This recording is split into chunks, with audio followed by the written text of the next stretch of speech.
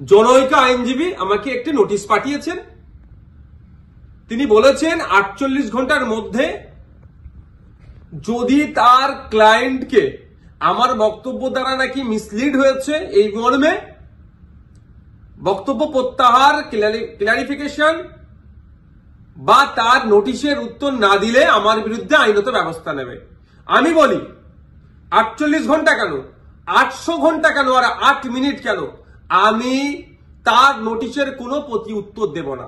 আমার বক্তব্য যদি আইন বহির্ভূত হয়, আমার বক্তব্য যদি সংবিধান বহির্ভূত হয়, সিধে চলে যাক সে কোর্টে, আইনের মাধ্যমে তার সাথে আমার বোঝাপড়া হবে।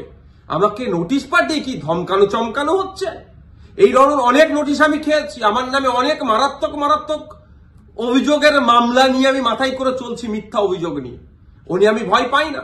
কেউ যদি মনে করেন নওশাদ সিদ্দিকীকে এই নোটিশ পাঠিয়ে ধমকাবো চমকাবো বসিয়ে দেব, আমি তাতে আমি ভয় পাবো না, আমি চমকেও যাব না। কারণ আমার অনেক দেখা হয়ে গেছে এইগুলো।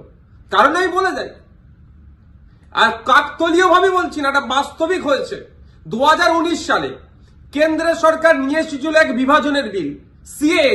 যখন আমার বড় ভাইজান পিরজাদা আব্বাস সিদ্দিকীর নেতৃত্বে সারা বাংলায় যখন বিজেপির বিরুদ্ধে আন্দোলন আমরা সংগঠিত করেছিলাম, ওই সময় গভীর রাত্রে আমাদের বাড়িতে পুলিশের দ্বারা হামলা চালানো হয়েছিল। সেই রাত্রে আমি সুপ্রিম কোর্টে এসেছিলাম, তারপরের দিনে মামলা করব বিজেপির বিরুদ্ধে, কেন্দ্র সরকারের বিরুদ্ধে।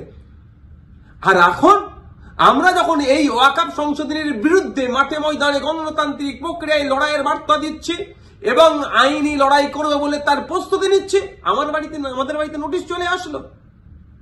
নোটিশ আসুক, 100 বার নোটিশ আসুক, এতে আমি ভয় পাই না।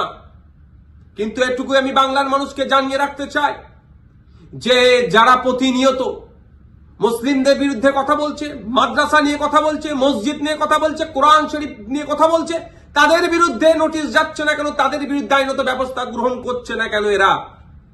এরা তৃণমূলের মুসলিম বিধায়কদেরকে বিধানসভা থেকে চাংতলা করে রাস্তায় ফেলে দেবো বললেও তাদের বিরুদ্ধে আইনত ব্যবস্থা গ্রহণ করছে না, নোটিশ পাঠাচ্ছে না। আর নওশাদ সিদ্দিকীর কাছে নোটিশ পাঠিয়ে দিচ্ছে। ঠিক আছে, আইনি লড়াই আমি লড়ে নেব। আমার আইনের যারা বিশেষজ্ঞ আছে, সম্মানীয় বিকাশ রঞ্জন ভট্টাচার্য স্যার এবং সম্মানীয় শামীম দ্বারা কথা বলেছি, তারা আমাকে বলেছে তো আপনার কাজ হচ্ছে রাজনৈতিক লড়াই লড়ে যাওয়া, বাকি আইনি দিকটা আমরা বুঝে নেব। সুতরাং আইনি লড়াই কোর্টে আমিও বুঝে নেব।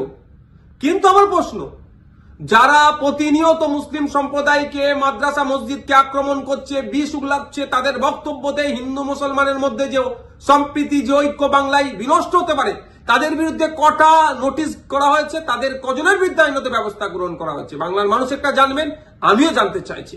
শুধু তাই নয়, আমাদের রাজ্য সরকারের যিনি প্রধান মমতা ব্যানার্জি মহাশয়াকে একটা বক্তব্য শুনেছিলাম, কি জঙ্গি যোগ না কি বলে দেখে দিয়েছিল, তখনও চুপ করেছিল। আর নওশাদ সিদ্দিকীর বিরুদ্ধে নোটিশ, ওই নোটিশ পাঠিয়ে আমাকে কেউ ভয় পাওয়াতে পারবে না। বিজেপির এই ওয়াকফ আন্দোলনের বিরুদ্ধে, সংশোধনী যে নিয়ে এসেছে ওয়াকফ, এর বিরুদ্ধে আন্দোলন জারি থাকবে।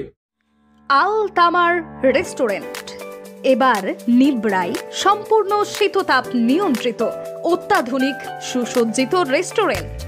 এখানে থাকছে আরাবিয়ান মান্ডিতে বসে লাঞ্চ এবং ডিনারের সুযোগ। বিভিন্ন ধরনের খাবারের পসরা নিয়ে হাজির আল তামার রেস্টুরেন্ট। যে কোনো অনুষ্ঠানের জন্য বুক করতে পারেন, থাকছে কনফারেন্সের সুবিধা। আমাদের ঠিকানা নিবড়া, হারুন মার্কেট, ডোমজুর। যোগাযোগ করুন 9123608838। আরাবিয়ান মান্ডির স্বাদ গ্রহণ করতে হলে আপনাকে আসতেই হবে আমাদের রেস্টুরেন্টে। তাহলে আর দেরি কেন? আজই আসুন আল তামার রেস্টুরেন্টে।